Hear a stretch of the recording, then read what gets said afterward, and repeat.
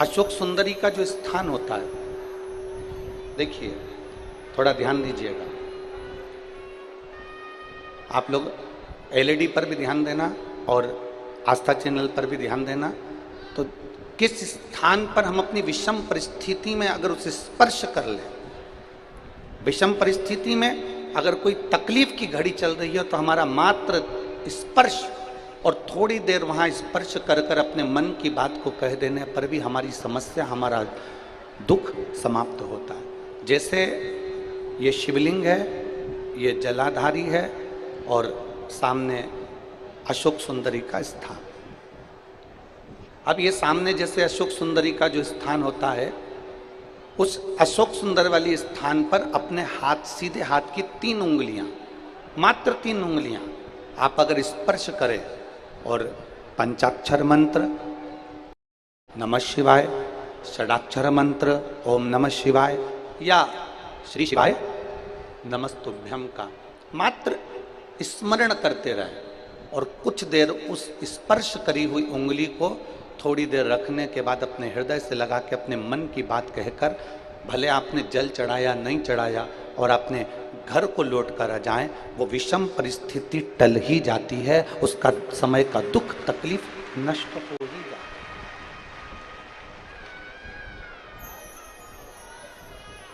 वो एक विषम परिस्थिति को टालने का स्थान है।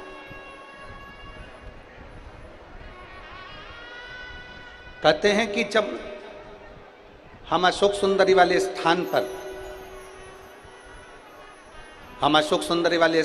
जब हम हाथ का स्पर्श करते हैं,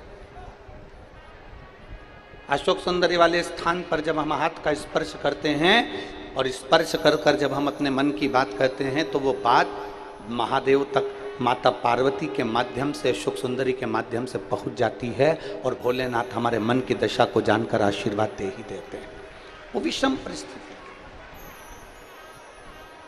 और शंभु शरने पड़ी मांगू घड़ी रे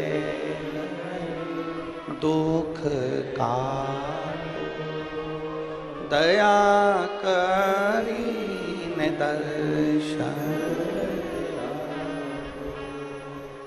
एक विषम परिस्थिति के समय पर भगवान शंकर को याद करना, एक विषम परिस्थिति के समय पर अशोक सुंदरी की जगह का स्पर्श करना, एक विषम परिस्थिति के समय पर बेलपत्र के वृक्ष की मिट्टी का स्पर्श करना, या विषम परिस्थिति में घर की स्त्री, घर की नारी, घर की बहन, घर की बेटी, घर की दादी, घर की नानी, घर की माँ, उसके पास में 5 मिनट बैठकर अपने मन में हो रही क्षुब्धता को, अपने मन में आ रही विषमता को प्रकट कर। विषम हमने एक बात पहले कही, आप लोगों के स्मरण में होगा, किस किसने सुना है? जिसने सुना होगा वो बताएंगे। हमने पहले कथा में कहा था कि नारी का आधा शरीर देवादिदेव महादेव का होता है। सुना था कि नहीं सुना था? बोलो, जम के तो बोलो। सुना था ना सबने? स्त्री का, नारी का आधा जो स्वरूप है, स्त्री का आधा जो भाग है, स्त्री का आधा जो स्वरूप है, वो पुरुष का अर्थात देवादिदेव महादेव का भाग है। कई जगह पर कई लोग प्रवचन में कह देते हैं कि अपनी घर की पत्नी को कुछ मत बताओ। कई लोग कह देते हैं कि अपने घर की स्त्री को कुछ मत बताओ। कई लोग कह देते हैं अपने प्रवचन में, आपने भी प्रवचनों में सुना होगा कि घर की नारी को कुछ मत बताओ, घर की स्त्री को कुछ मत बताओ, कुछ मत बोलो, घर की स्त्री को आपके मन की दशा बताओ मत। कई लोग प्रवचन में ऐसा कहते हैं, पर शिव महापुराण कभी नहीं कहती।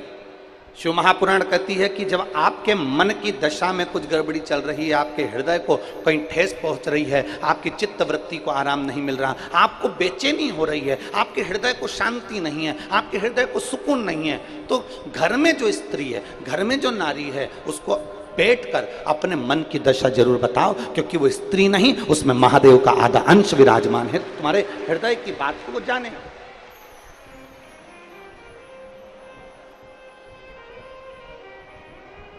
आपके हृदय की मनोदशा को वो पहचाने,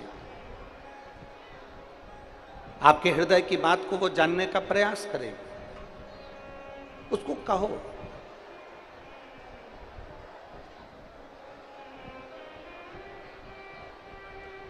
ज्यादातर लोगों की आदत रहती है पत्नी को क्या बताना, घर की नारी को क्या बताना, घर की स्त्री को क्या बताना। अगर नारी को बताएंगे, स्त्री को बताएंगे तो वो ज्यादा टेंशन में ले लेगी, और टेंशन लेगी तो मुझे भी टेंशन दे देगी। स्त्री को क्या बताना, नारी को क्या बताना, क्या बताना। परशु महापुराण की कथा कहती है, हलाहल जब विष आया, हलाहल जब विष आया, देवादिदेव महादेव के हाथ में वो विष का पात्र है।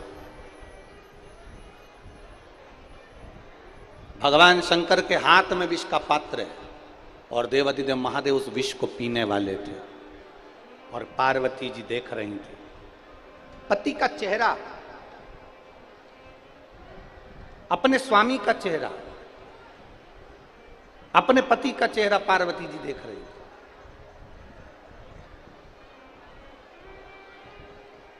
और माता पार्वती जी ने जो पति का चेहरा देखा, और देखते से माता पार्वती उनके करीब में पहुंच गई, उनके नजदीक,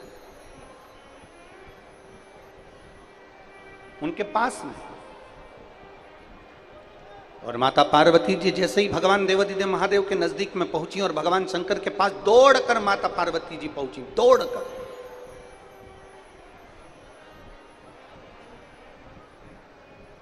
और पहुंचते से ही माता पार्वती जी ने शंकर जी के चेहरे की दशा देखकर भोलेनाथ जी से पूछा कि तुम्हारे हाथ में क्या है, तुम्हारे हाथ में ये है क्या।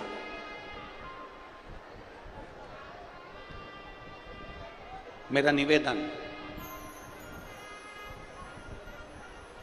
आस्था चैनल पर जितनी माताएं कथा सुन रही हो, भाई कथा सुन रहे हो, मेरे जीजा मेरी जीजियां कथा सुन रही हो, फेसबुक यूट्यूब पर सुन रहे हो, या इस पंडाल में बैठकर सुन रहे हो, आपसे भी निवेदन, जरा विचार करिएगा। आपका पति, आपके घर का कोई पुरुष, आपके घर का कोई पिता, आपके घर का कोई दादा, आपके घर का कोई पुरुष हाथ में जहर की पुड़िया लेकर खाएगा तो आप मना करोगे कि नहीं करोगे? जम के तो बोलो जरा, अरे जम के बोलो जरा, करोगे ना कि तुम जहर क्यों खा रहे हो, विष क्यों पी रहे हो, जहर क्यों, विष क्यों? ऐसी कौन सी विषम परिस्थिति फंस गई जो तुम ये विष पी रहे हो, ये जहर खा रहे हो? ऐसा हुआ क्या है?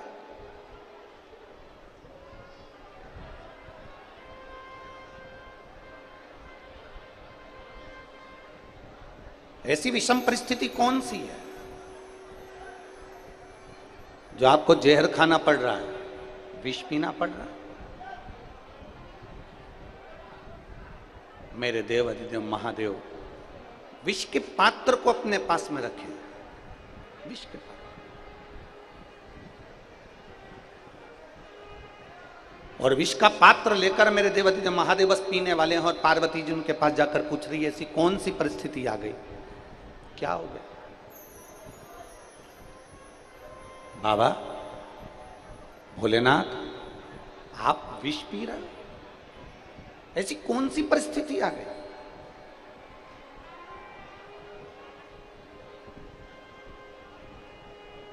घर का लड़का, घर का पुरुष,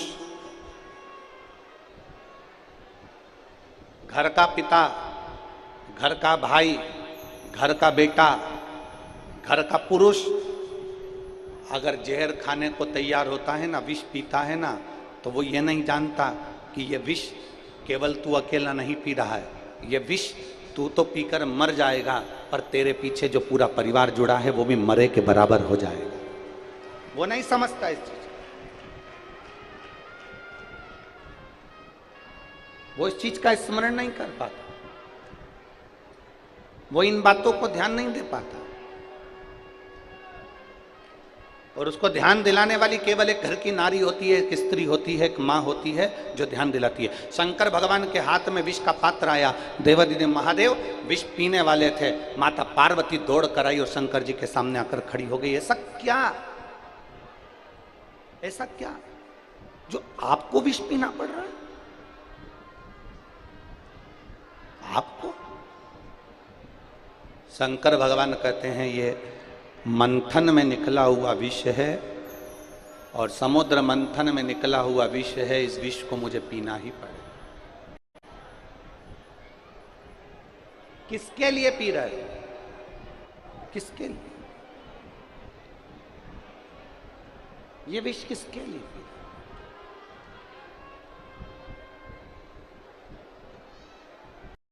शंकर भगवान कहते हैं कि सारे देवताओं के हित के लिए, सारे संसार के हित के लिए मुझे ये विष पीना पड़ेगा। पार्वती जी कहती हैं इससे संसार का हित नहीं हो रहा, आपके हृदय में संपूर्ण ब्रह्मांड समाया हुआ है।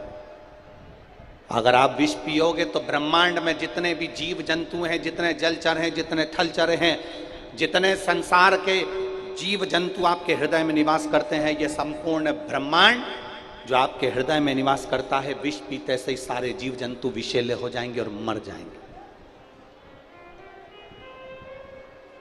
अगर वो विष कंठ से नीचे उतर गया तो हृदय से होता हुआ उदर में जाएगा, और उदर में संपूर्ण ब्रह्मांड का भरण पोषण है, संपूर्ण ब्रह्मांड।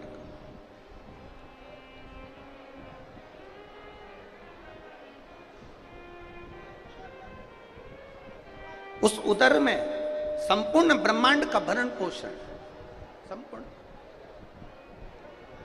और यदि वो विष उस ब्रह्मांड के भरण पोषण में जाएगा तो भी जीव नष्ट हो जाएगा, तो भी संसार नष्ट हो जाएगा।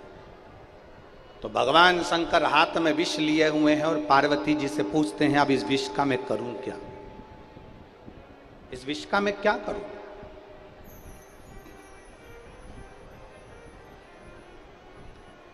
इस विष का मैं करूं तो करूं क्या? माता पार्वती जी कहती हैं आप विष पियो, मैं कंठ में बैठकर इस विष को झेल लूंगी, और कंठ में रहकर अगर मैंने विष को झेल लिया, इस विष को मैं नीचे नहीं उतरने दूंगी, क्योंकि पूरा ब्रह्मांड विषैला हो जाएगा, पूरा संसार नष्ट हो जाएगा, पूरा ब्रह्मांड, पूरा संसार।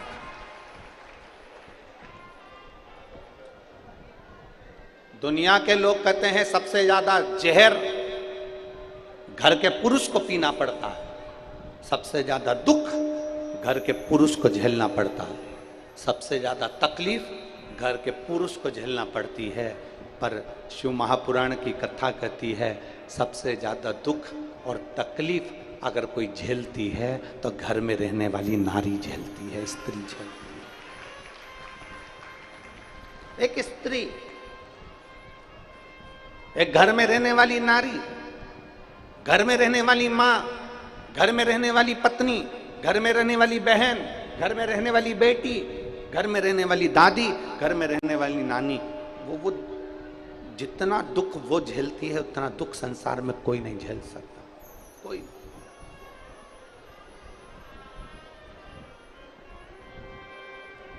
चलो मेरी जीजियों, उत्तर देना आप लोग। 16 सोमवार का व्रत कौन करता है, पुरुष की स्त्री? जम के बोलते जाओ जरा, स्त्री। वैभव लक्ष्मी का व्रत कौन करता है? स्त्री। तीज का व्रत कौन करता है? चतुर्थी का व्रत कौन करता है? छठ का व्रत कौन करता है? स्त्री। सोमवार, मंगलवार, बुधवार कौन करता है? स्त्री।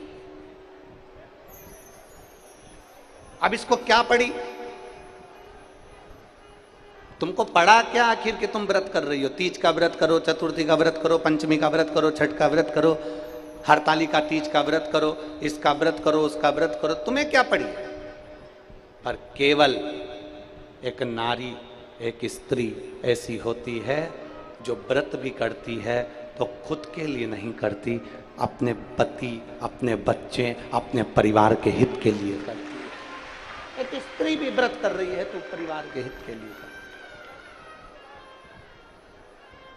अगर उसने व्रत भी किया है तो अपने परिवार के, अपने कुटुंब के हित के लिए करा,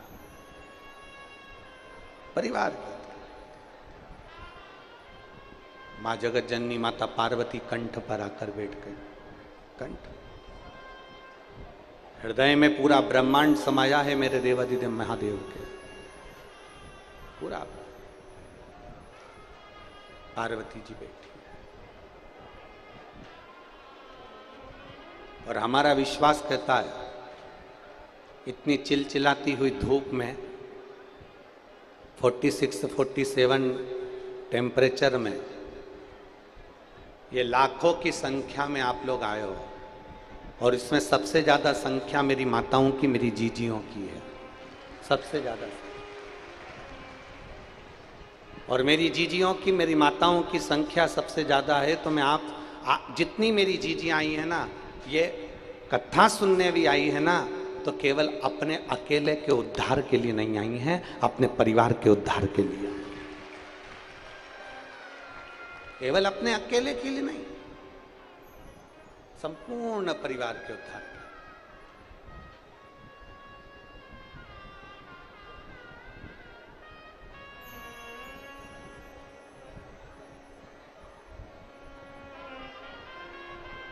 जितना भी व्रत कर रही हो, जितनी साधना कर रही हो, जितना तप कर रही हो, ये सब परिवार के उद्धार है। परिवार।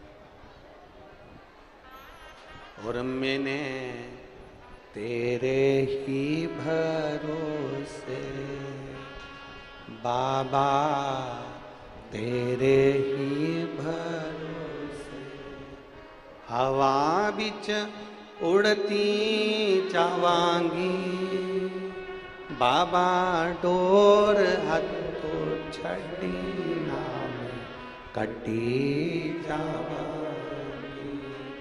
भोले मैं तेरी पतंग, शंभो मैं तेरी पतंग, हवा बिच उड़ती जावांगी, बाबा डोर हथो छड़ी कटी जावांगी। भोले मैं एक विश्वास के साथ। इस पंडाल में एक माता बैठी है जिसके घर में 21 साल के बाद औलाद हुई।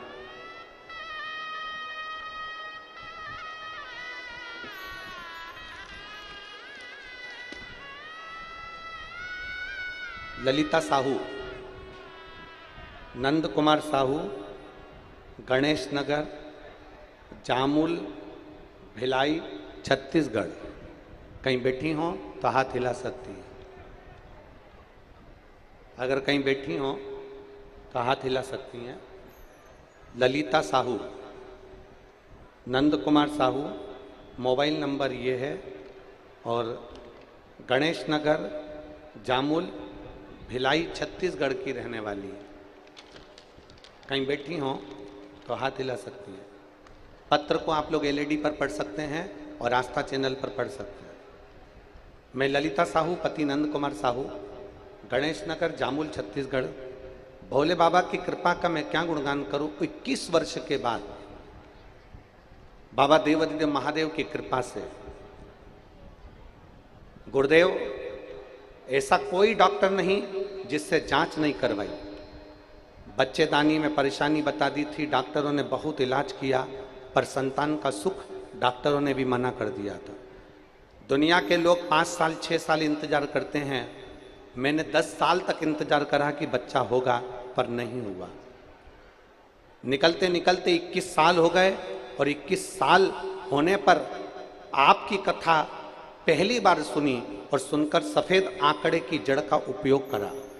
जब सफ़ेद आंकड़े की जड़ को कमर में बांधा तब गर्भ नहीं ठहरा, फिर वापिस बांधा फिर भी गर्भ नहीं ठहरा, तीसरी बार फिर बांधा और बाबा की कृपा से गर्भ ठहर गया और 21 साल के बाद मेरे घर में पुत्र रत्न की प्राप्ति हुई।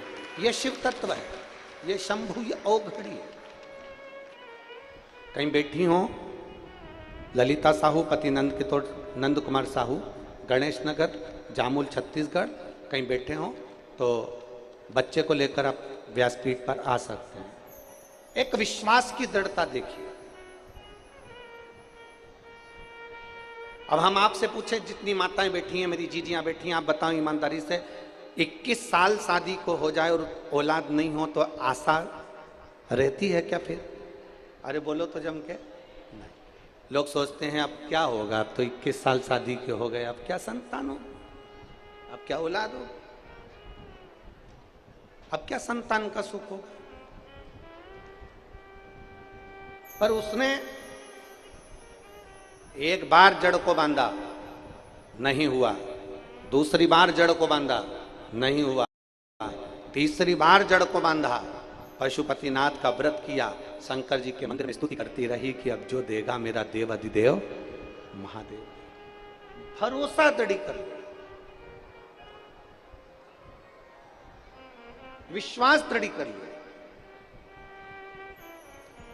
और जब भरोसा पक्का हो जाता है ना, विश्वास दृढ़ हो जाता है ना, जब एक दृढ़ता बन जाए, एक भरोसा हो जाए, एक विश्वास पक्का हो जाए, तो मेरा महादेव देता जरूर है, थोड़ी देरी कर सकता है पर झोली भरता जरूर है, निश्चितता। अच्छा अब आप लोग बताओ, ये चिलचिलाती हुई धूप में 46-47 डिग्री टेम्परेचर में आप बैठे हुए हो, कथा सुन रहे हो, अच्छा संत साधु भी इतनी चिलचिल्लाती हुई धूप में अपनी झोपड़ी में, अपनी कुटिया में रहता है, पर उससे बढ़कर तुम हो जो चिलचिलाती हुई धूप में भगवान शंकर की अविरल भक्ति को पाने के लिए भर इस गर्मी में बैठे हो। कार्यकर्ता तो चिल्लाते रहेंगे, पानी का पाउच फेंकते रहेंगे, और तुम पानी के पाउच के चक्कर में ये कीमती हीरे को छोड़ दोगी, और बाद में 7 दिन ऐसे निकल जाएंगे और दुनिया की झोली भरा जाएगी और तुम्हारी झोली खाली रह गई, तो बाद में पछतावा होगा कि मेरे अमलेश्वर में कथा हुई और मेरी झोली खाली रह गई। चिल्लाने वाले चिल्लाएंगे, कार्यकर्ताओं का तो काम ही यही है कि वो किसी ना किसी तरह से तुम्हारी कथा को सुनने से डिस्टर्ब करेंगे, उनका काम ही यही है, कभी इधर से चिल्लाएंगे, कभी इधर से चिल्लाएंगे, क्योंकि 1 बजे कथा चालू होती है, अगर सुनने वाले को अगर रुचि हो ना, सुनने वाले व्यक्ति को अगर रुचि हो तो सुबह 2 घंटे पहले आ सकता है, पर 1 बजे आएगा, सबको दबाएगा, धमकाएगा, चिल्लाएगा, चोट करेगा, तब अंदर घुसने का प्रयास करेगा। ये तो आदत है इन लोगों की। कोई कहेगा हमारे रिश्तेदार, कोई कहेगा हमारे रिश्तेदार। हमारा निवेदन है, तुम्हारे रिश्तेदार है तो इनसे 5 लाख रुपए लेके बताओ, अभी की अभी 10 लाख रुपए लेकर बताओ, अभी की अभी। अगर तुम्हारे रिश्तेदार है ना तो 10 लाख रुपए ले और कहो कि इन सब जितने लोग बैठे हैं इनको मैं पानी पिलाऊंगा 10 लाख का, चिल्ड वाटर, उसमें क्या दिक्कत है? इनको आने दो, उनको आने दो, उनके चक्कर में तुम भी कथा नहीं सुन पाओ, कार्यकर्ता भी पानी का पाउच फेंक रहा है। कल एक महिला का चश्मा टूट गया आंख का, और चश्मा टूटा तो टूटा, उसका कांच उसके आंख के पास में चुभ गया, तुम्हारा क्या जाता है, तुम तो फेंक दो।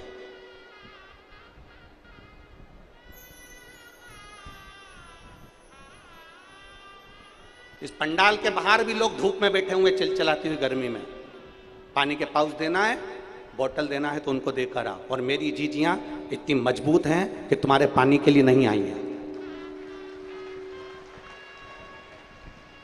कथा का रस तत्व हाथ से ना छूट जाए, उसका ध्यान करिए। कथा का रस तत्व कोई पुण्य प्रबल हुआ होगा जो अमलेश्वर की धरा पर मेरे हाटकेश्वर महादेव इस कथा को करवा रहे हैं, और हाटकेश्वर महादेव सुन रहे हैं, श्रवण कर रहे हैं। अपनी चित्तवृत्ति में एक विश्वास के साथ, एक भरोसे के साथ शिव की भक्ति को धारण करो। शिव भक्ति अड़भंग होकर शंकर के हो जाओ, अड़भंग होकर।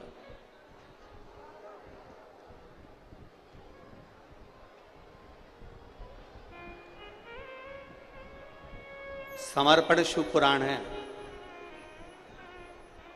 उस समर्पण शिवपुराण का एक एक अंश याद रखना। समर्पण किसको कहते हैं कि अपने भीतर के सारे विकारों को, अपने आप को भगवान के भरोसे छोड़ देना। और मेरे बाबा दया करना, मैं तेरे भरोसे, मेरे बाबा दया करना, मैं तेरे भरोसे। सब कुछ समर्पित कर पार्वती मैया शिव जी को देख रही, कंठ पर हाथ पर विष को झेल रही।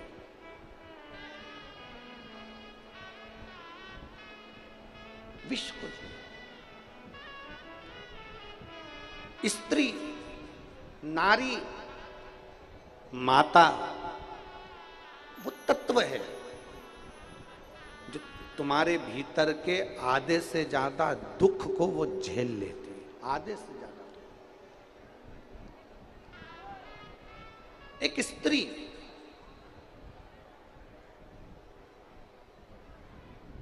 सबसे ज्यादा संख्या में मेरी माताएं आई हैं। क्यों आई हैं? परिवार के हित के लिए। क्यों आई हैं? कोई अपने बच्चे के हित के लिए, कोई अपने पति के हित के लिए, कोई अपने घर के हित के लिए आई। कुछ अच्छा लेकर यहां से जाऊं, मेरे बाबा का गुणगान कर कर जाऊंगी, मेरे शंकर का स्मरण कर कर जाऊंगी, मेरे शिव को अपने दिल में बिठा कर जाऊंगी, तो मेरा देव अधिदेव महादेव मेरे मन की बात सुनेगा, जरूर सुनेगा। थोड़ा पीछा पकड़ना पड़ेगा, थोड़ा। कई माताएं कहती है कि हमने एक बार पशुपति का व्रत कर लिया गुरुजी, मेरा काम नहीं हुआ। हमने कहा ठीक है, फिर मैंने दूसरी बार भी करा, मेरा काम नहीं हुआ। एक मां ने पत्र में लिखा है,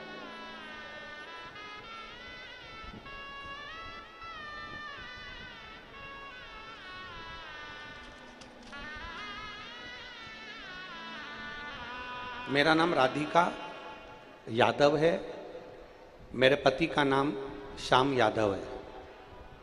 राधिका जी कहीं बैठी हो तो हाथ हिलाइएगा। मेरा नाम राधिका यादव है। पत्र को आप लोग एलईडी पर आस्था चैनल पर पढ़ सकते हैं। मेरा नाम राधिका यादव है, मेरे पति का नाम श्याम यादव है। मैं रायपुर की रहने वाली हूँ। मेरी शादी को 10 साल हो गया था। कहीं बैठी हो तो हाथ हिला सकते हैं। मेरी शादी को 10 साल हो गया था। मेरी कोई संतान नहीं हुई थी। 10 साल मैं बाबा से, केवल 10 वर्ष में बाबा के द्वार तो नहीं गई, पर डॉक्टर और ना जाने कितनी कितनी जगह थी जहां जाकर मैंने प्रार्थना करी, तो भी मेरा गर्भ नहीं ठहरा। गुरुदेव, 2022 से आपकी कथा सुनना प्रारंभ किया।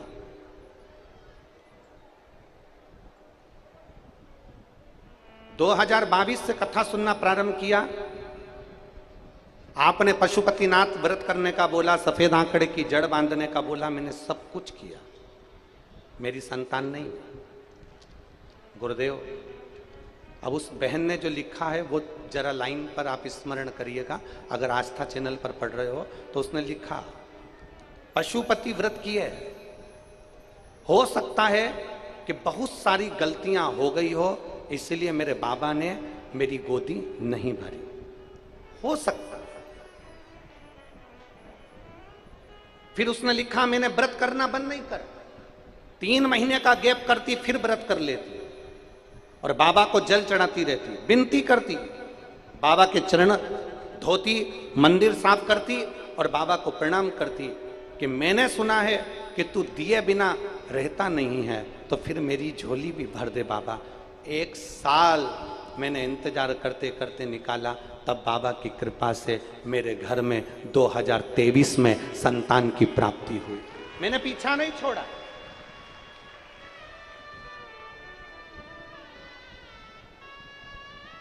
वो राधिका यादव लिख रही हैं, मेरा नाम राधिका यादव, ये मेरी जीजी लिख रही है राधिका यादव, और लिख रही कि मैंने भगवान का दरवाजा नहीं छोड़ा। आप में से कई माताएं ऐसी होंगी, कई बहन ऐसी होगी, कई भाई लोग ऐसे होंगे जो थोड़े दिन तक तो मंदिर जाते हैं, थोड़े दिन में भगवान नहीं सुनता, मंदिर जाना छोड़ देते हैं। थोड़े दिन तो भगवान का गुणगान किया, थोड़े दिन में भगवान ने नहीं सुनी, हमने छोड़।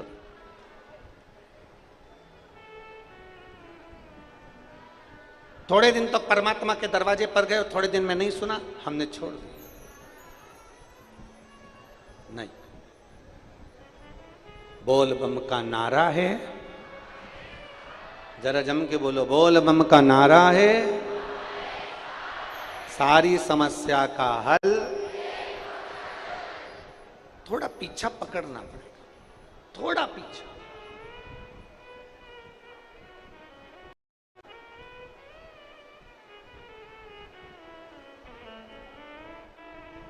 और जब तक पीछा नहीं पकड़ोगे कुछ नहीं, कुछ। और जिद किसी दूसरे से नहीं कर रहे, पीछा किसी दूसरे का नहीं पकड़ रहे हो, जिद किसी दूसरे से नहीं कर रहे हो। इतना याद रखना, जिद आप अपने बाप से कर रहे हो, भगवान भोलेनाथ से कर रहे हो। जिद किसी दूसरे से नहीं कर रहे, आप किसी दूसरे के आगे हाथ नहीं फैला रहे, आप किसी दूसरे से जाकर विनय नहीं कर रहे। आप विनय कर रहे हो तो अपने पिता देवाधिदेव महादेव से कर रहे हो, भगवान।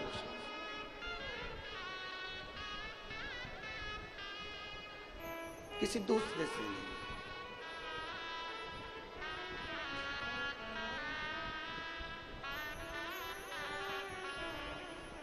ओ रिश्ता तेरा मेरा सबसे प्यार, रिश्ता तेरा मेरा सबसे प्यार, तू मेरा बाबा, मैं हूँ तेरा लाला, मैं हूँ तेरा लाला, तू मेरा बाबा, मैं हूँ तेरा लाला, मैं हूँ तेरा लाला। किसी दूसरे से जिद नहीं है। और अगर आस्था चैनल पर माताएं सुन रही हैं कथा, तो मैं उनसे निवेदन करूंगा, और जितने पंडाल में सुन रहे हैं छत्तीसगढ़ की इस पवित्र अमलेश्वर की भूमि से, जब तक झोली ना भर देना तब तक उसका दरवाजा छोड़ना मत, देगा जरूर, ये पक्का। रोज जाओ शंकर के मंदिर में एक लोटा जल चढ़ाओ, अपने नजदीक में शिव महापुराण की कथा हो तो उसको सुनने के लिए जाओ। करोड़ों गुना पुण्य इकट्ठा होता है, तब जाकर ये कथा होती है। कहीं पुण्य की प्रखरता नहीं उत्पन्न हुई होगी।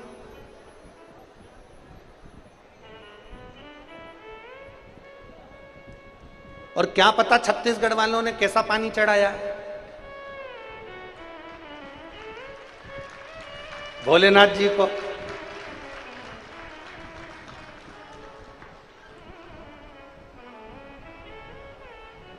ना जाने कैसा जल चढ़ाया।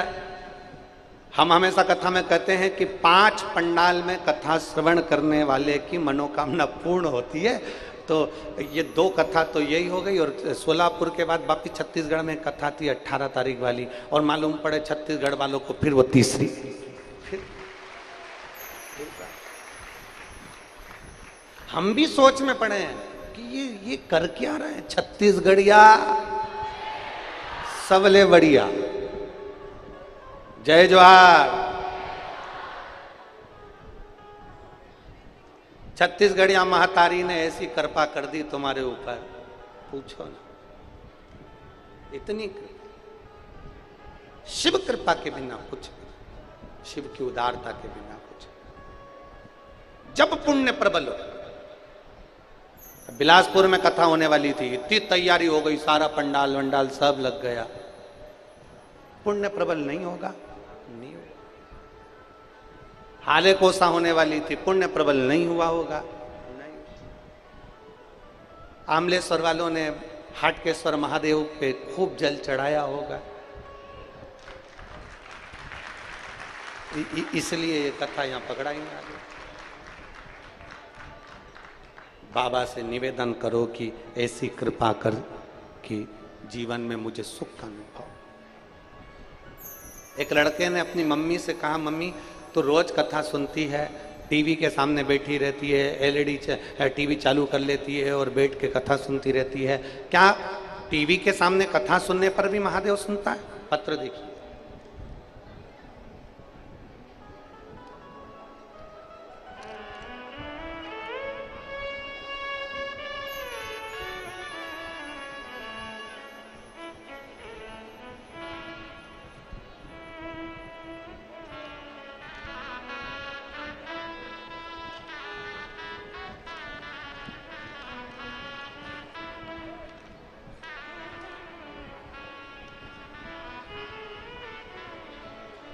मेरा नाम अंबिका बाई, निर्मल कर, पति रमेश कुमार निर्मल कर, ग्राम समहर, थाना तेंदुकोना, तहसील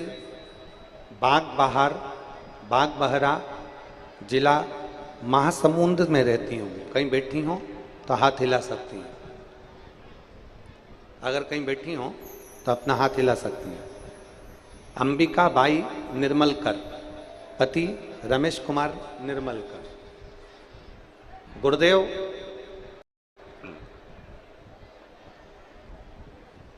मैं शंकर की कथा का क्या वर्णन करूं? बेटा कहता था, क्या शंकर भगवान टीवी पर कथा सुनने पर भी फल दे देते हैं? क्या हमारी मनोकामना पूर्ण हो सकती है? मेरा बड़ा पुत्र लोकेश कुमार नीलमरकर, जो केवल टीवी के सामने बैठकर मुझसे बहस कर रहा है और मेरे से बोलता है, क्या देवाधिदेव महादेव सुनते हैं? वो सियोर वाला महाराज कहता है, आसन लगाकर अगर जिसने दिल से 7 दिन की 5 दिन की शिव महापुराण की कथा सुनी तो बाबा झोली जरूर भरता है। आज मैं देखता हूं, मैं भी आसन लगाकर बाबा से प्रार्थना करता हूं कि मेरी सरकारी नौकरी लग जाए, तब मैं जानूं कि बाबा ने सुना। और गुरुदेव, मेरे बेटे ने, लोकेश कुमार निर्मलकर ने इंडियन आर्मी का फॉर्म भरा और इंडियन आर्मी का फॉर्म भरा, और फॉर्म भरने पर जितनी जगह फॉर्म भरता था उसका कोई लेटर नहीं आता था, पर पहली बार मेरे बेटे ने जब फॉर्म भरा तो लेटर भी आया। और बाबा की कृपा ऐसी हुई कि उसकी मेडिकल कंप्लीट हो गई, फिजिकल कंप्लीट हो गई, और आज मेरा बेटा इंडियन आर्मी में नौकरी कर रहा है, उसका चयन हो गया। मैं बाबा को धन्यवाद देता हूं। जिसका फोटो में पीछे लगा रही हूं, आप देख सकते, जिसका फोटो में पीछे लगा रही हूं, शिव तत्व। नीचे लाइन अच्छी लिखी, आप और हम सब मिलकर गुनगुनाएंगे, आप भी पढ़कर गुनगुना लो साथ।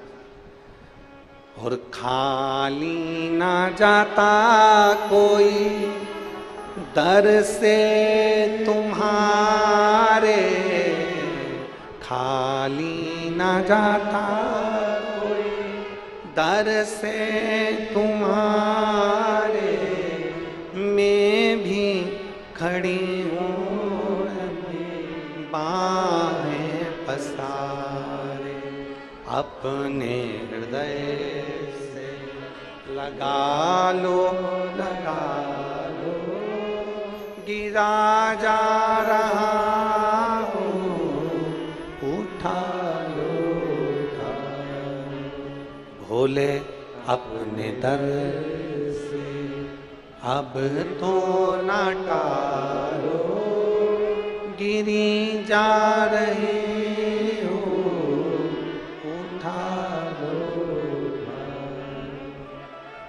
शिव से करो।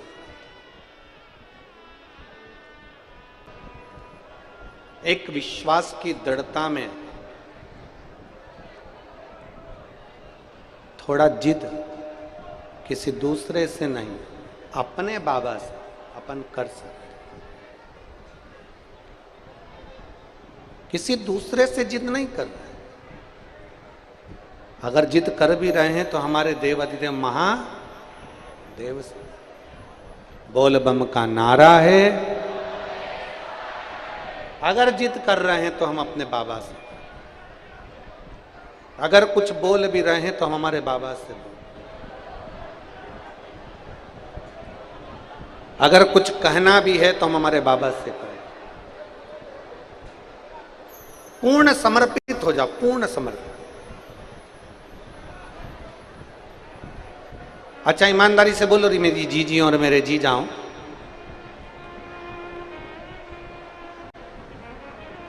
जब नींद लग जाती है, मोबाइल साइड में पड़ा रहता है, सोने की रकम गले में पड़ी की पड़ी रहती है, मोबाइल पड़ा, एसी का रिमोट पड़ा, सारा सामान तुम्हारा घर में पड़ा और तुम एकदम नींद में चकाचक सो रहे हो। बहुत पक्की नींद, बहुत पक्की, एकदम नींद में चकाचक सो रहे हो, बहुत पक्की नींद। अब जब तुम सो रहे हो, मोबाइल, अलमारी, तिजोरी, सामान, पैसा, थैला, सब किसके भरोसे छोड़कर सो रहे? बोलो तो जम के। अब तुमने कहा अपनी पत्नी से, सुनो मेरा मोबाइल रखा है, मेरी ये सामान पड़ा है, और पत्नी से कहा कि ये मेरा मोबाइल रखा है, ये मेरा सामान पड़ा है, और मालूम पड़े पत्नी की भी नींद लग गई, उसने भी सामान वहीं पर छोड़ दिया, उसने भी वहीं पर छोड़ दिया। किसके साथ, किसके भरोसे, किसके आश्रित होकर?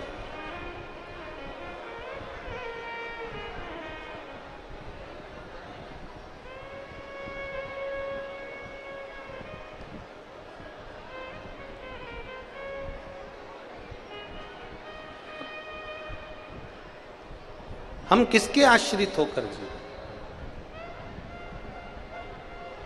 जैसे रात को सोते समय सारा सामान पड़ा रहता है और हमारा ध्यान नहीं दे पाते, क्योंकि वो हम जानते हैं कि हम घर के अंदर हैं, हमारा सामान सेफ है, हम घर के अंदर हैं, दरवाज़ा लगा है, कुंडी लगी है, सारा सामान हमारा पड़ा हुआ है, कोई लेकर नहीं जाएगा। उसी तरह जब तक ये मानव का शरीर है, जब तक ये मनुष्य का शरीर है, तब तक ये मान कर चलो कि हमें भोलेनाथ के आश्रित होकर जीना है, कि वो है तो हमें कोई चिंता नहीं।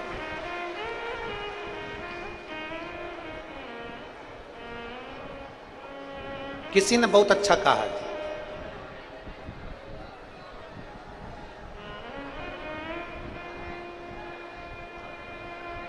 कोई कहे अमीर को रोते देखा है, अमीर को रोते देखा, गरीब को रोते देखा, अमीर को रोते देखा, गरीब को रोते देखा, केवल एक शंकर का भक्त ऐसा था जिसे इस कली काल में भी मुस्कुराते देखा। केवल एक महाकाल का भक्त ऐसा है जिसको इस कली काल में, इस कलयुग में भी मुस्कुराते देखा। इस कलयुग शिव का भक्त, शंकरो घड़ी का भक्त, अड़भंगा भक्त मुस्कुराते।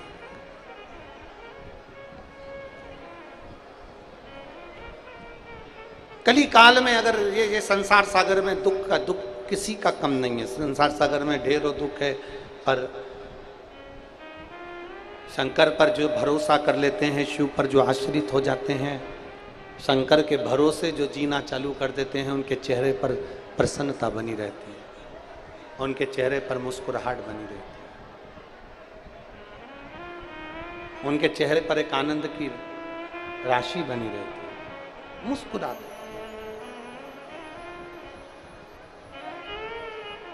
शिव कथा कर रही है, शिव महापुराण।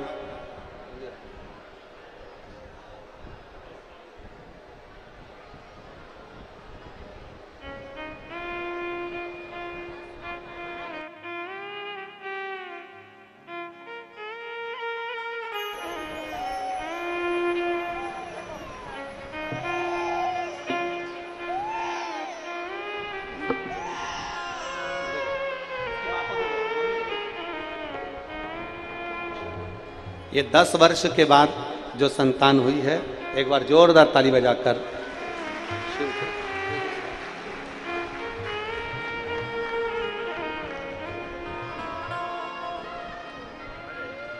शंभो शरणे मांगू घड़ी रे दुख का दया करी न दर्शन शंभु शरणे मांगू घड़ी रे दुख काटो दया करी न दर्शन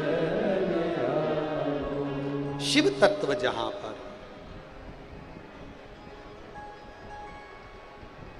भगवान ओघड़ दानी का जहां नाम है, जहां उच्चारण है, जहां स्मरण है, जरूरी नहीं कि आप शंकर को पहचान सकोगे। संसार में जन्म लेने वाला मनुष्य इतनी जल्दी शंकर को पहचान नहीं सकता, शिव को जान नहीं सकता। आप जब टीवी खोलेंगे तो टीवी खोलने पर भी आपको मालूम पड़ेगा तो कोई ना कोई शंकर की निंदा करने वाला मिलता ही रहेगा।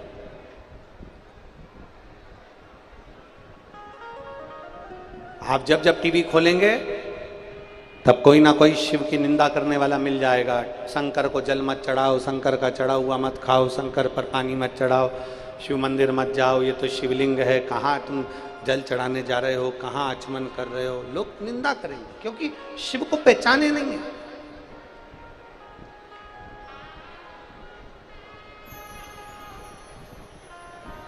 उन्होंने शंकर को जाना ही नहीं है, शिव को जान ही नहीं पा रहे। और जिस दिन भगवान देवादिदेव महादेव को पहचान गए, जिस दिन और केवल एक सांसारिक मनुष्य से ही मतलब नहीं है। आप शिव महापुराण को उठाकर देखेंगे तो भगवान ब्रह्मदेव भी शंकर जी को नहीं जान पाए थे। और ब्रह्मा जी ने भगवान विष्णु से पूछ लिया था तुम्हारे पिता कौन है, भगवान नारायण ने कह दिया था मेरे पिता भगवान शंकर हैं। जैसे ही कहा शंकर, हाँ, जैसे ही शिव जी का नाम लिया तो तुम्हारे पिता को हम देख कब पाएंगे। एक बड़े सारे पर्वत को घुमाना प्रारंभ करा, घर्षण करना प्रारंभ करा, पर्वत में से अग्नि का खंभ प्रकट हो गया, प्रथम शिवलिंग प्रकट हो गया, शिवलिंग प्रकट हुआ। और प्रथम शिवलिंग प्रकट हुआ तो शिवलिंग को दुनिया के लोग तो जान नहीं सकते,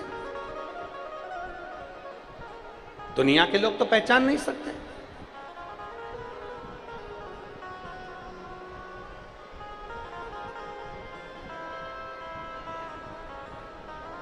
जरा विचार करिएगा,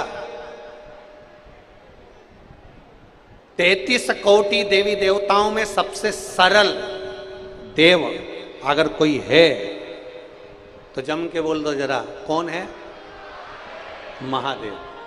एक लोटा जल चढ़ाया, स्पर्श किया, उतने में उसने कृपा कर दी, उतने में कृपा।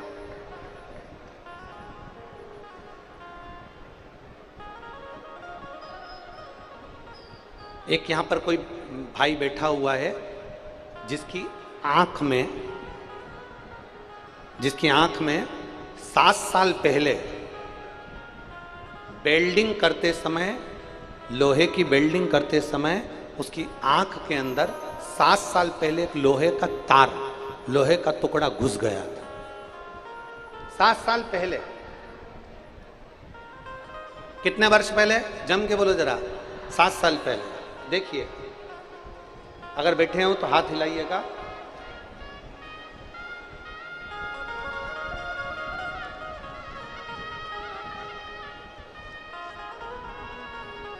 मैं निवेदन करूंगा कैमरा टीम से कि सबसे पहले उनकी आंख का फोटो एलईडी पर भी और आस्था चैनल पर भी दिखाएं। ये आंख जो एलईडी पर आप देख रहे हैं और आस्था चैनल पर आप देख रहे हैं, जिसमें उसकी आंख में लोहे का टुकड़ा घुसा हुआ है। 7 साल से उसकी आंख के अंदर लोहे का टुकड़ा घुसा हुआ था, 7 साल से। बड़े से बड़े डॉक्टर के पास में वो होकर आ गया। इसका नाम है कामेश्वर चौहान। मेरा मोबाइल नंबर ये है, मेरा पता अवंतीबाई चौक, कोहका, भिलाई, जिला दुर्ग, छत्तीसगढ़ का रहने वाला हूँ। कहीं बैठे हो तो हाथ हिलाइएगा, हाथ हिलाओ, क्लोज करिए। हाँ उनको, हाँ ठीक है, दिख गए। एक बार वापिस हाथ हिला दो, वापिस हाथ हिलाओ। ठीक ठीक ठीक, दिख गए हो, दिख गए हो। श्री शिवाय नमस्तुभ्यम। हो सके तो एक बेलपत्र लेने आ जाइए, आ जाओ। मैं कामेश्वर चौहान, मेरा मोबाइल नंबर यह है, अवंतीबाई चौक, कोहका, भिलाई, जिला दुर्ग, छत्तीसगढ़ का रहने वाला हूँ। मैं वेल्डिंग का काम करता हूँ। लोहे की कटिंग करते समय कटिंग का एक चिप्स, कटिंग का एक टुकड़ा मेरी आंख में, दाहिनी आंख में चला गया। तभी से मैं डॉक्टरों का इलाज करा रहा था। 7 साल मुझे इलाज कराते कराते हो गए, पर वो टुकड़ा नहीं निकला और मेरी आंख ठीक नहीं हुई। आंख से दिखना बंद हो गया था, आंख खराब हो गई थी, पक गई थी, उसमें से मवाद 24 घंटे उसमें से मवाद निकलता रहता था। डॉक्टरों के हिसाब से तुम्हारी आंख कभी ठीक नहीं होगी, ये डॉक्टर ने कह दिया। ऑपरेशन करा, सफल नहीं हुआ। दूसरा ऑपरेशन करा, सफल नहीं हुआ, और वो आंख में से मवाद निकलता रहा। जब आंख में से मवाद निकलता रहा, सालों बीत गए, 7 साल निकल गए गुरुदेव, पर वो आंख में से मवाद निकलना बंद नहीं हुआ। फिर हमने 2022 में पहली बार आपकी कथा मोबाइल पर सुनी, और मोबाइल से फिर हमने टीवी पर देखना चालू करा। टीवी पर देखना प्रारंभ करा, तब हमने शंकर जी के मंदिर में जाना प्रारंभ करा। 2023 में हम सीहोर गए, वहाँ का रुद्राक्ष लेकर आए, क्योंकि हमने सुना था कि सीहोर का रुद्राक्ष एक ऐसा रुद्राक्ष है जो औषधि का कार्य करता है। हम वहाँ से रुद्राक्ष लाए, तांबे के कलश में उसको गला लेते, शिवजी पर जल चढ़ाकर उस जल को आंखों से लगा लेते, 2 बूंद आंखों पर स्पर्श करते। गुरुदेव, मैं बाबा का क्या गुणगान करूं, जो 7 साल में नहीं हुआ, मेरे बाबा ने 15 दिन के अंदर मेरा घाव भर दिया, और उसकी आंख में से वो लोहे का टुकड़ा निकल गया। मेरी आंख से अब मुझे दिखना प्रारंभ हो गया। मैं अपनी दूसरी आंख का फोटो लगा रहा हूं, जिस आंख में टुकड़ा घुसा था, उसके बाद में आंख मेरी साफ हो गई, उसका मैं फोटो लगा रहा हूं। पहला फोटो देखिए, जिसमें उसकी आंख में टुकड़ा घुसा हुआ है लोहे का, और दूसरा फोटो देखिए जिसमें उसकी आंख क्लियर हो गई और बाबा की कृपा से ठीक हुई। ये शिव है, ये ओघड़ी, ये शंभु है। और तेरी कृपा बिना न हिले एक भी अणु, लेते हैं श्वास तेरी कृपा से। बखान क्या करूं राखों के ढेर का, चपटी खजाना। हे गंगाधार मुक्ति द्वार ओंकार, भोले ओंकार, आयो शरण किया शंभु का। ये शिव है, उसको ओघड़ी कहते हैं। और मेरी जीजियों, मेरे जीजाओं, मेरी बेटियों, बेटाओं, मेरी माताओं, एक विश्वास मानकर जाना।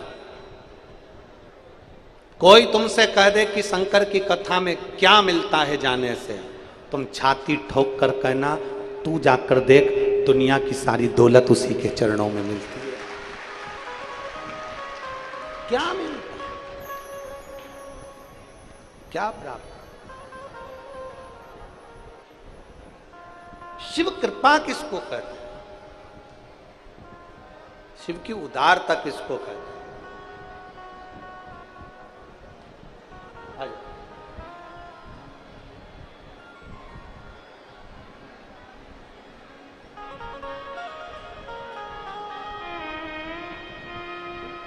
अब ठीक है आंखें दोनों।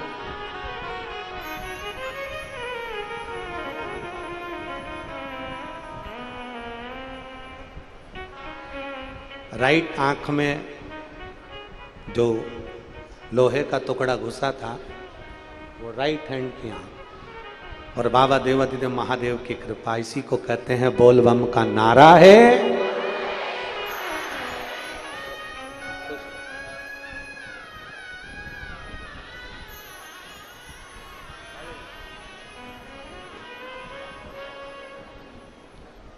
शिव तत्व की प्राप्ति का बंधु हो शंकर, शिव ओघड़।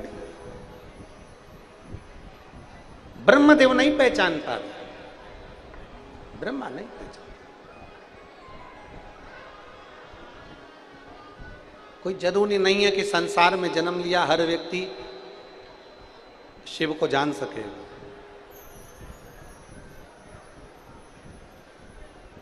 बहुत ध्यान दीजिएगा, सूर्य की रोशनी ओस की बूंद को भी मोती बना देती है। ओस की बूंद सूर्य की रोशनी में चमकती है और मोती जैसी प्रतिबिंब होती है। ओस की बूंद सूर्य की रोशनी का संग पकड़ती है तो मोती जैसी चमकने लगती है, और पृथ्वी पर जन्म लेने वाला मनुष्य जब शंकर के शिवलिंग का स्पर्श करता है तो वो भी हीरे जैसा चमकने लगता है। वो भी हीरे,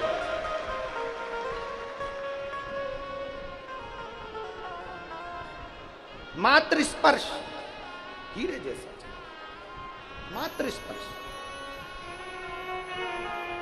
आप में से कितने लोग हैं जो शंकर जी को एक लोटा जल चढ़ाने जाते हैं? जरा हाथ उठाओ जरा। बहुत बढ़िया, प्रणाम आपको। हर हर। बहुत बहुत साधुवाद, आपके चरणों को नमन करता हूं, प्रणाम करता हूं। और अपने अड़ोस में, अपने पड़ोस में और अपने धड़ोस में जितने लोग रहते हैं सबसे कहा करो, एक लोटा जल शंकर के मंदिर में जरूर चढ़ाया करो। जरूर। कोई लेट बनता है, कोई जल्दी बनता है, शंकर को जल चढ़ाने वाला एक दिन सेठ जरूर बनता है, वो देगा निश्चित है। ब्रह्मा जी समझ नहीं पाए, ब्रह्मदेव नहीं जान पाए, ब्रह्मा जी की समझ में नहीं आया। तुम्हारे पिता कौन है? भगवान नारायण ने कहा शिव मेरे पिता हैं, शंकर मेरे पिता हैं। भगवान नारायण एक मिनट का संकोच नहीं करे, और एक मिनट का बिना संकोच के नारायण ने कह दिया शंकर मेरे पिता हैं। कोई तुमसे पूछे कि तुम शंकर को क्या मानती हो, कोई तुमसे पूछे कि तुम शिव को क्या मानती हो, तो छाती ठोक कर कहना शंकर मेरे पिता हैं, शिव मेरे बाप पिता हैं मेरे।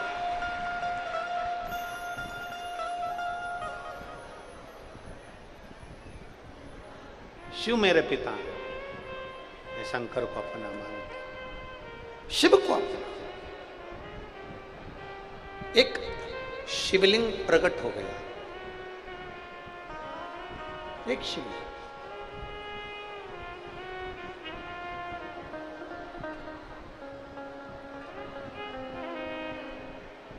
और जैसे ही एक शिवलिंग प्रकट हुआ, भगवान ब्रह्मदेव ने कहा मैं आपके पिताजी को जानना चाहता हूं। इस शिवलिंग का सिर कहां है, चरण कहां है? मैं देखना चाहता हूं। नारायण चरण देखने के लिए गए, ब्रह्मा जी शीश देखने के लिए गए, नारायण को चरण नहीं मिले, लौट कर वापिस आ गए। ब्रह्मा जी शीश देखने के लिए चढ़ते गए, चढ़ते गए, चढ़ते गए,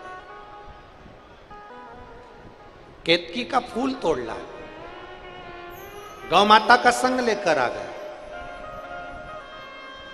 भगवान देवादिदेव महादेव के शिवलिंग के सामने झूठ बोल रही है गौ माता कि ब्रह्मा जी को शंकर भगवान का शीश मिल गया।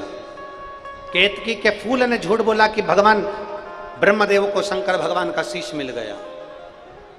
दोनों ने झूठ बोला, शंकर भगवान ने श्राप दे दिया। शिवजी कहते हैं सुनो गौ माता, तुम मेरे शिवलिंग के सामने झूठ बोली हो, तुम्हारा पूरा शरीर पूजा जाएगा पर तुम्हारा मुख अपूज्य माना जाएगा,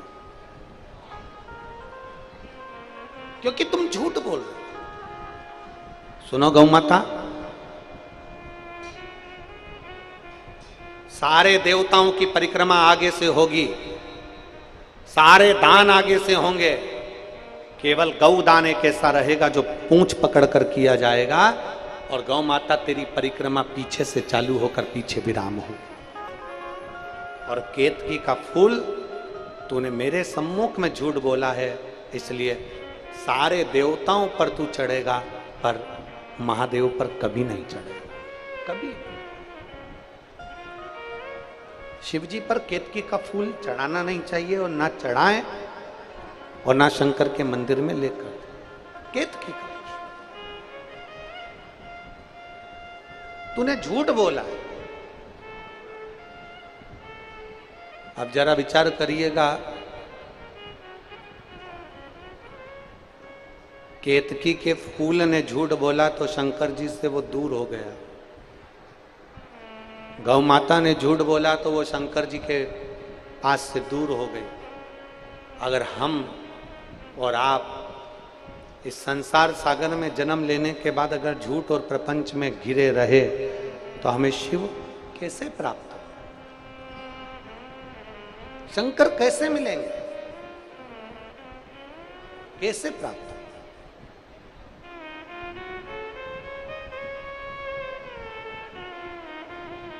प्रयास करो,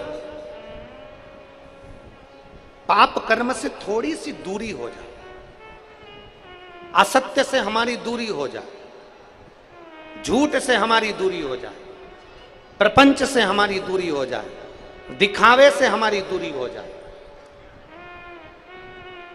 आज का समय बड़ा विचित्र है।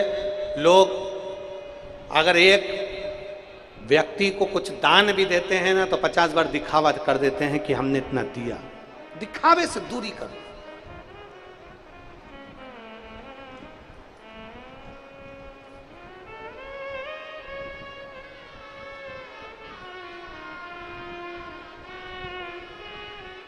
अभी इतनी संख्या में आप लोग बैठे हो, एक प्रश्न का उत्तर दीजिएगा।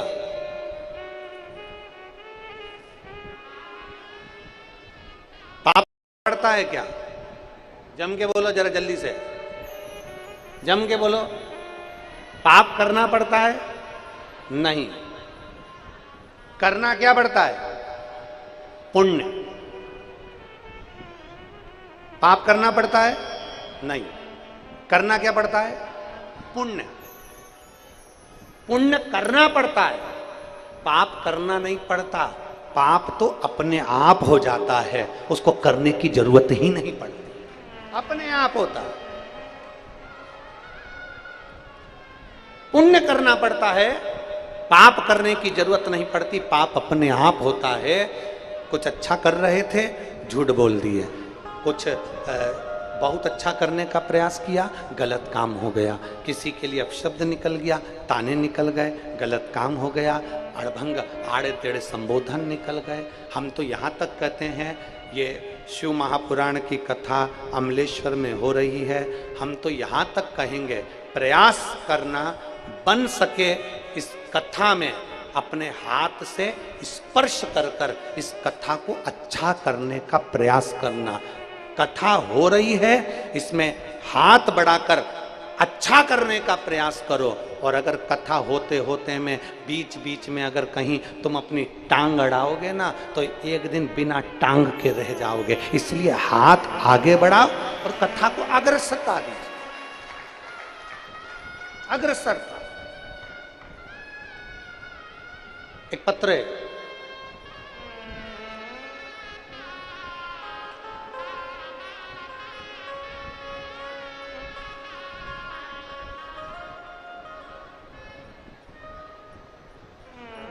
सरिता वरठी, सरिता वरठी रायपुर से हैं। मेरा मोबाइल नंबर ये है, कहीं बैठी हो तो हाथ हिला सकती हैं। सरिता वरठी रायपुर से, मेरा मोबाइल नंबर ये है। एक लोटे जल का मैं क्या वर्णन करूं गुरुदेव, आपकी वाणी ही शिव की वाणी समझते हैं हम। मेरी मम्मी के बारे में बताना चाहती हूँ। 3 साल पहले उनकी हालत खराब हो गई और उनको डॉक्टर को दिखाया तो पता चला कि उनका आधा शरीर रह गया।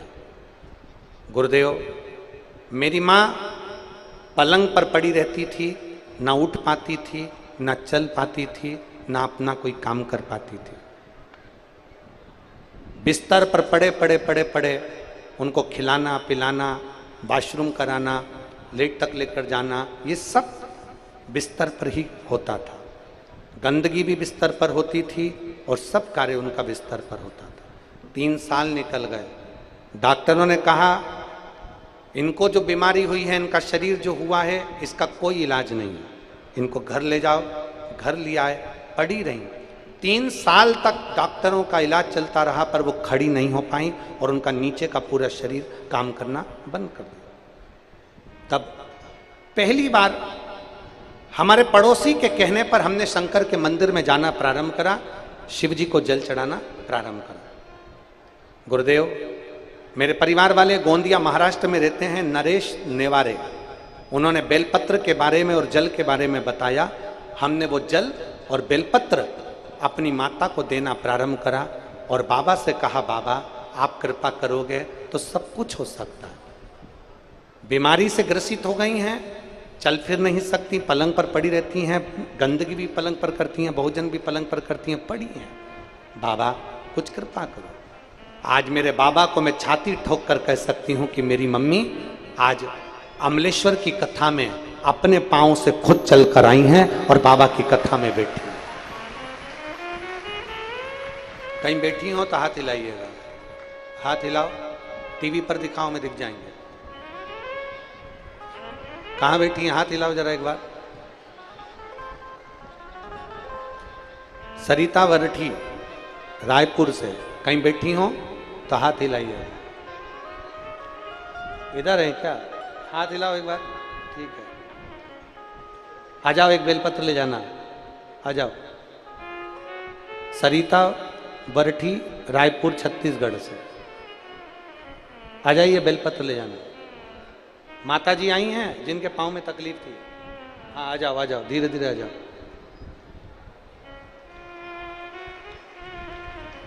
तीन साल बिस्तर से नहीं उठी, 3 वर्ष। ऐसा कोई डॉक्टर नहीं था जिसका इलाज नहीं करवाया, 3 साल पर नहीं। और शिव भक्ति, शंकर का गुणगान, शिव का स्मरण सुख देता, सुख।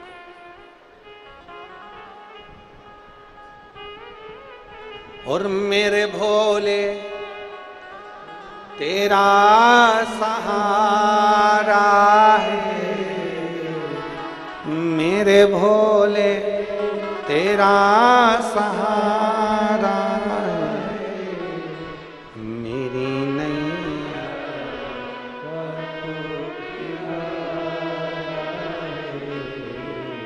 मेरी नैया का तू किनारा।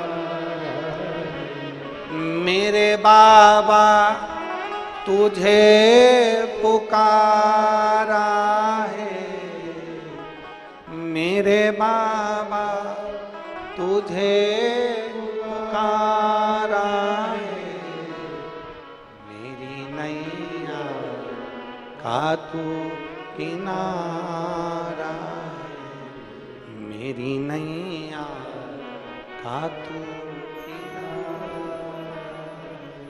एक दिल से करी हुई प्रार्थना, एक दिल से करा हुआ निवेदन। भाई लेना आवाज करो, कम कर। एक दिल से करी हुई प्रार्थना, दिल से करा हुआ निवेदन, दिल से करी हुई विनती हमारे जीवन को सुखता प्रदान, आनंद। ब्रह्मा जी झूठ पर झूठ बोल रहे हैं। शिव महापुराण की कथा कहती है पाप करना नहीं पड़ता, पुण्य करना पड़ता है। पाप तो अपने आप हो जाता है, अपने आप। जितना बन सके पुण्य को बढ़ाने का प्रयास, पुण्य।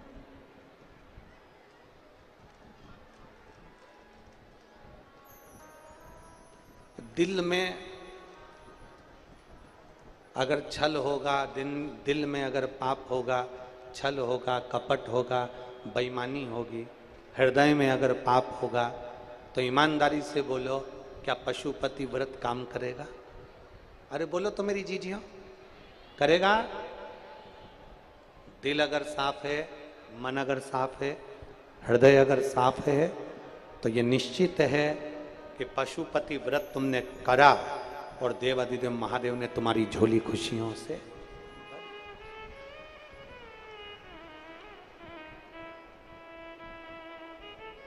शिव महापुराण की कथा कहती है अगर दिल में किसी के पाप है, दिल में किसी के पाप है, हृदय में अगर निंदा भरी हुई है, दिल में अगर निंदा भरी, चुगली भरी, बेईमानी भरी, एक दूसरे के प्रति ईर्ष्या भरी है, कपट भरा है, किसी के प्रति तुम अपशब्द बोल रहे हो, ताने दे रहे हो, और अगर निंदा भरी है, कपट भरा है, अपशब्द भरे हैं तुम्हारे अंदर, किसी दूसरे के प्रति ईर्ष्या का भाव भरा है, तो आप उस व्यक्ति के मुख से तुम कितना भी प्रवचन सुन लो, उस व्यक्ति के मुख से कितना भी भजन सुन लो, उस व्यक्ति के मुख से कितनी भी कथा रामायण सुन लो, उस व्यक्ति के मुख से कितना भी कीर्तन सुन लो, तुम्हें उस कथा का कोई असर तुम्हारे ऊपर होगा ही नहीं। कथा का असर नहीं हो सकता।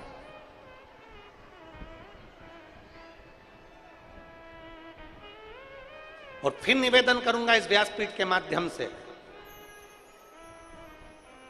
कथा सुनने के लिए जाओ, कथा श्रवण करने के लिए जाओ, और कोई व्यास वक्ता अपनी व्यासपीठ से अगर किसी की निंदा कर रहा है, कोई व्यास वक्ता अपनी व्यासपीठ से अगर किसी के लिए अपशब्द कह रहा है, तो उसी समय पर खड़े होकर हाथ जोड़कर निवेदन कर कर कहिए, महाराज जी हम भागवत रामायण गीता सुनने के लिए आए हैं, हम कथा सुनने के लिए आए हैं, हम किसी की निंदा सुनने के लिए नहीं आए, आप हमें निंदा मत सुनो। ये हमारा फर्ज है, ये अपना फर्ज है। आप किस लिए आए हो? भगवान की गुणगान सुनने के लिए। आप किस लिए आए हो? भगवान की कथा सुनने के लिए। आप किस लिए आए हो? भगवान शंकर को अपने भीतर विश्वास को प्रकट करने के लिए, भगवान शंकर के विश्वास को अपने भीतर प्रबल करने के लिए, भगवान शंकर की भक्ति को अपने भीतर विश्वास को प्रखर करने के लिए हम कथा में जाए। हम कथा में आए काय को है कि हमारा विश्वास दृढ़ हो जाए, हमारा भरोसा पक्का हो जाए। इस कथा के पंडाल में एक बच्चा बैठा है जिसकी आंख से रोशनी चली गई थी, देखिए।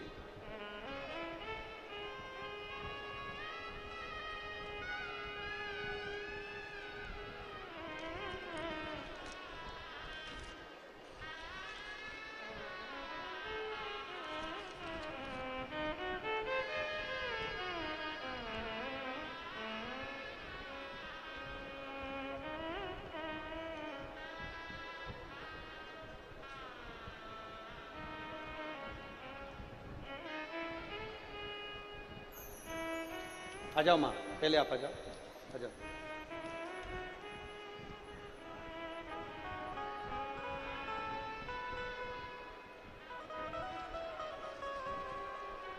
उनको नीचे रहने दो, करते नहीं बने। आप आ जाओ बेटी। दीदी आप आ जाओ, उनको वहीं दे लो।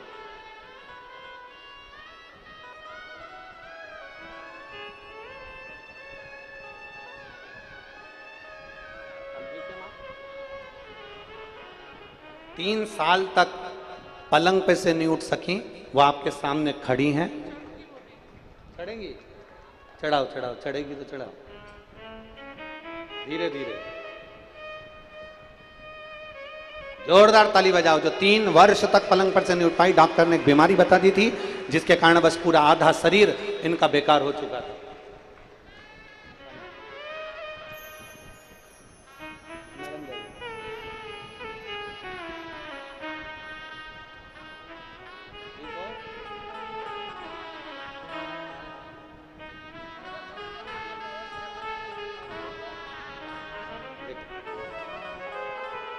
शंभू।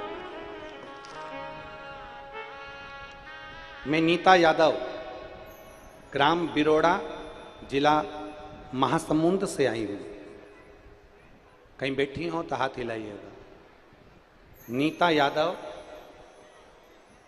ग्राम बिरोड़ा, जिला महासमुंद से आई हूं। मेरे पति का नाम रीतराम यादव है। मेरा छोटा बेटा, जिसको 5 वर्ष की आयु में आंख से दिखना बंद हो गया था। कितने वर्ष की आयु में? जम के बोलो जरा। 5 वर्ष की आयु में। कहीं बैठे हो तो हाथ हिला सकते हैं। नीता यादव, ग्राम बिरोड़ा, जिला महासमुंद से आई हूं। 5 वर्ष का बालक जिसको आंख से दिखना बंद हो गया था, उसकी आंख की जो पुतली थी, जो आंख के अंदर पुतली थी, वो पूरी की पूरी सफेद हो गई थी, जिसके कारण बस उसको दिखना बंद हो गया था। मैंने पशुपति व्रत भी किया गुरुजी, पर आंख उसकी ठीक नहीं हो पाई। फिर मैंने शंकर जी के मंदिर में जाना प्रारंभ करा और शिव जी को जल चढ़ाकर उसकी आंखों में लगाना प्रारंभ करा। गुरुदेव, आपने शिवरात्रि की रात को 12 बजे वाला शहद का एक उपाय बताया, मैंने वो करा और बाबा की कृपा का मैं क्यों गुणगान करूं गुरुदेव। जिसको 5 साल से दिखाई नहीं दे रहा था, 5 वर्ष की अवस्था का बेटा दिखाई नहीं दे रहा था, आज वो अपनी आंखों से पूरा देख लेता है। मैं बाबा को यहाँ धन्यवाद देने के लिए आई। कहीं बैठी हैं?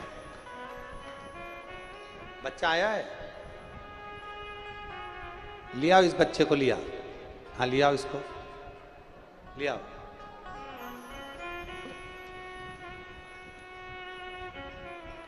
शिव तत्व इसी को कहते हैं, ओ घड़ी शंभू इसी को कहते हैं। और खाली ना जाता कोई दर से तुम्हारे, खाली ना जाता कोई। सब बोलिए, दर से तुम्हारे मैं भी खड़ी हूँ नन्ही बाहें पसार, अपने हृदय लगा लो, लगा लो, गिरा जा रहा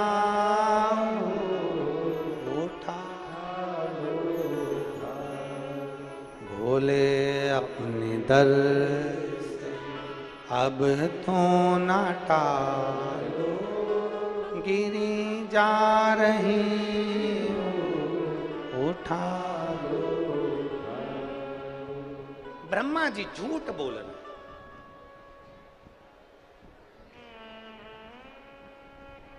अपशब्द कह रहे, आड़ा टेढ़ा बोल रहे। क्रोध आ गया देवाधिदेव महादेव को, पैर का नख तोड़कर फेंका, काल भैरव प्रकट हो गए। काल भैरव से कहा, जाओ ब्रह्मा जी का जो मुख झूठ बोल रहा है, निंदा कर रहा है, उस मुख को काट दो। जो मुख निंदा कर रहा है, जो मुख झूठ बोल रहा है, उसको काट दो। शिव महापुराण की कथा कहती है भगवान विष्णु ने देवर्षि नारद के मुख से शंकर की निंदा सुनी थी तो भगवान विष्णु को घोड़े का मुंह लग गया था, हयग्रीव अवतार हो गया। देवर्षि नारद ने शंकर जी की निंदा करी थी तो उनको बंदर का मुख लग गया था। इसलिए अभी कथा में आपको कहा, अगर कोई व्यास वक्ता, कोई अपनी पुराण वक्ता अगर अपनी पुराण पर बैठकर किसी की निंदा करे, किसी के लिए अपशब्द बोले, तो पहले हाथ जोड़कर निवेदन करो, महाराज हम कथा सुनने के लिए आए हैं, निंदा सुनने के लिए आने हैं। कोई निंदा में डूबने वाला मिल जाए तुमको और तुम्हें कथा के माध्यम से या अन्य चीजों के माध्यम से केवल निंदा कर रहा हो, केवल अपशब्द कह रहा हो, तो ऐसों के मुख से कथा सुनने का भी कोई सार तत्व नहीं, कभी नहीं सुनना। निंदा को श्रवण नहीं करना है, ना निंदा करना है ना सुनना है। बोल बम का नारा है। हम क्यों निंदा सुने, हम क्यों निंदा करें, हमें क्या करना निंदा से, हमें क्यों सुनना। और मेरी जीजियों, केवल फलहार करने से उपास नहीं होता। मेरे जीजाओं, केवल फरियाल खाने से उपास नहीं होता, फलहार करने से उपास नहीं होता।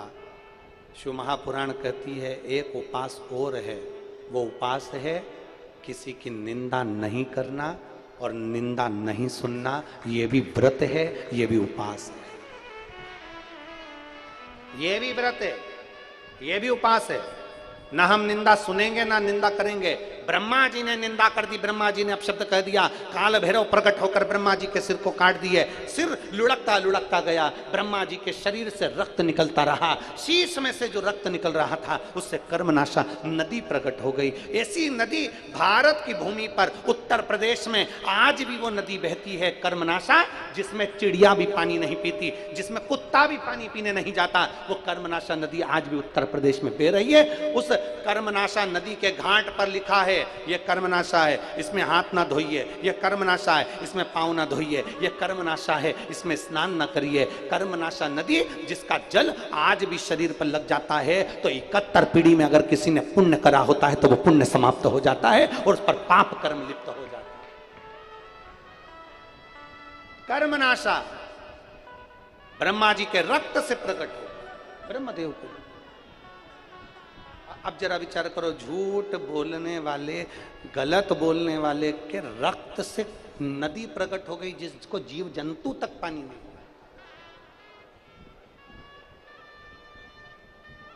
विचार करिए जरा।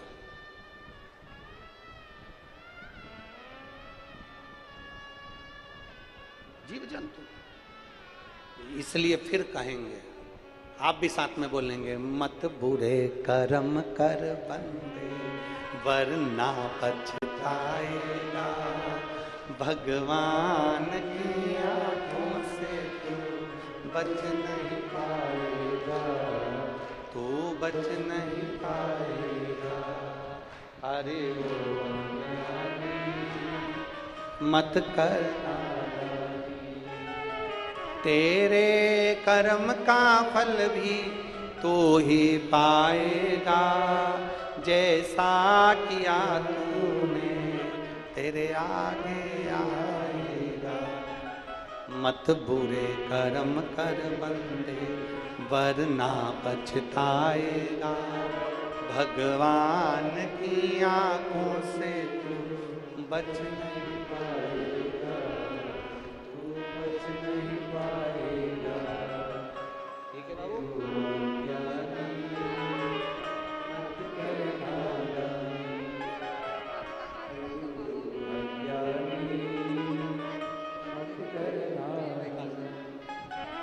एक बार जोरदार ताली बजाएं। इस बच्चे की आंख की जो पुतली थी, जो काला वाला भाग रहता है वो पूरा सफेद था, पर देव अधिदेव महादेव की कृपा से नेत्र की ज्योति वापिस आई है और देखना प्रारंभ करा। एक बार जोरदार ताली। शिव तत्व की प्राण शंभु ओघड़ी है, शंभु, और बिना शिव कृपा के कुछ। झूठ से दूर हो जाओ, प्रपंच से दूर हो जाओ, छल से दूर हो जाओ, निंदा करने वालों से दूर हो जाओ, निंदा सुनने वालों से दूर हो जाओ। हमें निंदा ना तो करना ना सुनना। ब्रह्मा जी का कर्म नाशा नदी प्रकट हो गई, ब्रह्मा का सिर तो भी झूठ बोलता रहा। तब उसी समय पर जब ब्रह्मा का सिर झूठ बोल रहा था, भगवान नारायण ने शिव जी से प्रार्थना करी, आप कृपा करिए, ब्रह्मा के सिर को लोग ठुकरा देंगे, अपशब्द कहेंगे, आप कुछ कृपा करो। तब ब्रह्मा के सिर को भगवान शंकर ने वट वृक्ष बना दिया, बड़ का पेड़ बना दिया और वट वृक्ष का निर्माण कर दिया। शंकर भगवान से भगवान नारायण बोले, इस बड़ के पेड़ को तो कोई पूजेगा नहीं, आप कृपा करोगे तो सब हो सकता है। शंकर भगवान कहते हैं, जिसको दुनिया ठुकरा देती है वो मेरी शरण में आ जाता है तो उसकी भी पूजन कराने की जवाबदारी मेरी हो जाती है, उसको पुजवाने की जवाबदारी मेरी है। शंकर जी कहते हैं, इस बड़ के पेड़ के नीचे मैं स्वयं विराजमान होऊंगा, मेरा नाम बटकेश्वर महादेव होगा। इस बड़ के पेड़ के नीचे मैं स्वयं विराज,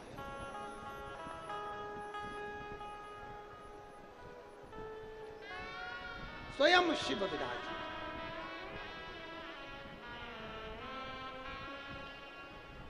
इसीलिए कहते हैं,